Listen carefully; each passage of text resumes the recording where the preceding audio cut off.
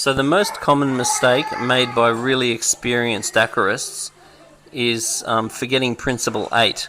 And if you want to learn the 8 principles, just go to saltwaterhub.com and watch the 8 principles. The 8 principles are basically the 8 make or break rules that you must understand to keep a reef aquarium. And what Principle 8 basically says is ensure that your salinity is 0.020 before you introduce fish to your aquarium.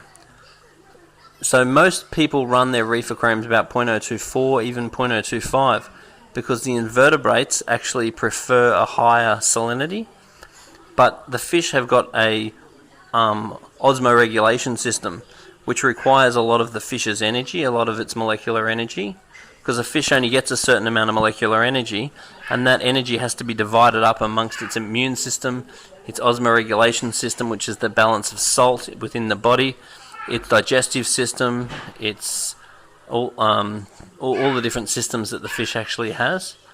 So then what we actually do is lower the salt level in the aquarium, and that reduces the amount of molecular energy that has to go into the osmoregulation system. So therefore there's now more energy available for the immune system.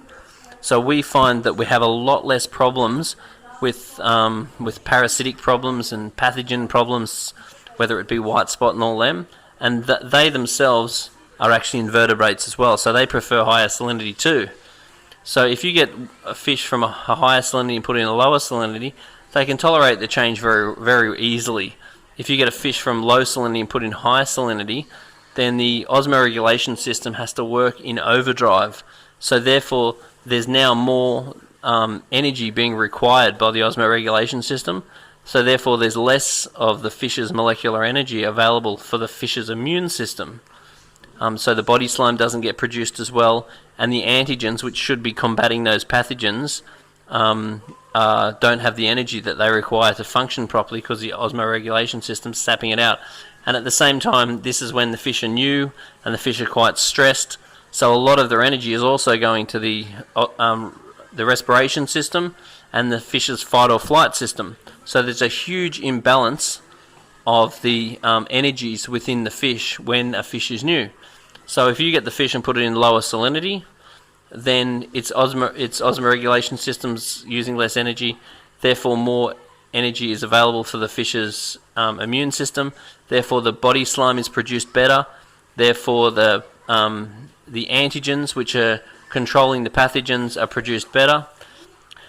So that all usually works very well, and then you can slowly increase your salinity once the fish are well established. So you put them in there for a few days, make sure they go in well, and then you can start to raise the salinity of the tank.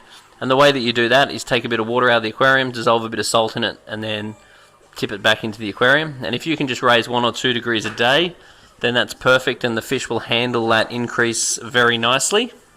But if you don't do that, then you basically wear the cost of the fish's stress.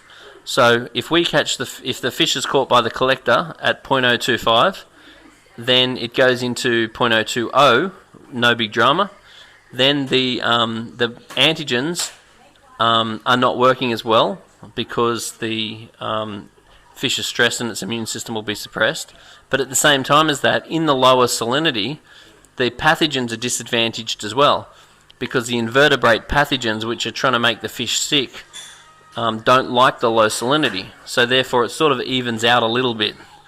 And then the fish goes from the collector to usually the exporter, to the importer, to the shop, then finally to you. So they've usually gone through quite a journey by the time you get them, and their immune system has been suppressed for quite a long time.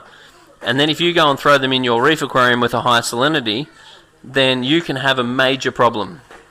And it is the most common major problem that experienced reef keepers have, where they've got fish that have been in the aquarium for a long, long time, they're happy and healthy, and then they add new fish, and then those fish seem to wipe out all the old fish and wipe themselves out.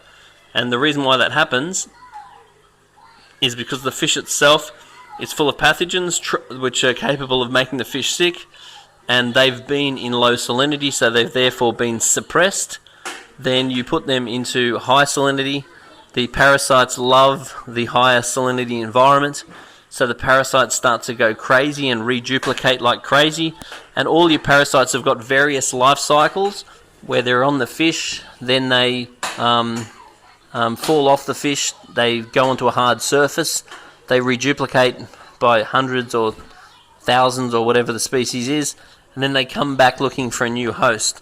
And in that nice high salt environment, they're absolutely loving it. So therefore, the new fish can bring a whole lot of pathogens into the environment, and that can stress the old fish because they're now getting invaded by this influx of pathogens as well, and then that can stimulate their pathogens to come out into the environment. So that can all snowball extremely badly if you get fish from low salinity and dump them into high salinity. So at the end of the day, if you have a beautiful established reef tank and you don't want to play around with the salinity, then you want to consider a quarantine tank. And what you can do with a quarantine tank is you can establish the fish into the quarantine tank. They can get used to you, they can get used to your ways. Then once you slowly raise the quarantine tank up to be exactly the same as the main tank, then you can just grab them out of the quarantine and throw them straight into the main tank, which is nowhere near as stressful for the fish because they have already been settled for a 2 to 4 week period. The reality is most people don't have quarantine tanks, and if you don't have a quarantine tank, you must practice what we basically call a quarantine period. And a quarantine period means under no circumstances do you put any fish in your aquarium unless the aquarium has run extremely well for a month. It's stable, it's doing well. Then you can put a little bit of fish in the tank. If you put too many in, you'll threaten the bioload and cause yourself another world of pain. So you just put a small amount of fish into the aquarium. Then you wait a full month, and then you can put more fish into the aquarium. So you can practice a quarantine period, and you can also lower the salinity in the main tank. Now, once again, when you lower the salinity in the main tank, your corals will not appreciate it. They will not open as good as ever. I've never lost a coral lobe from doing this.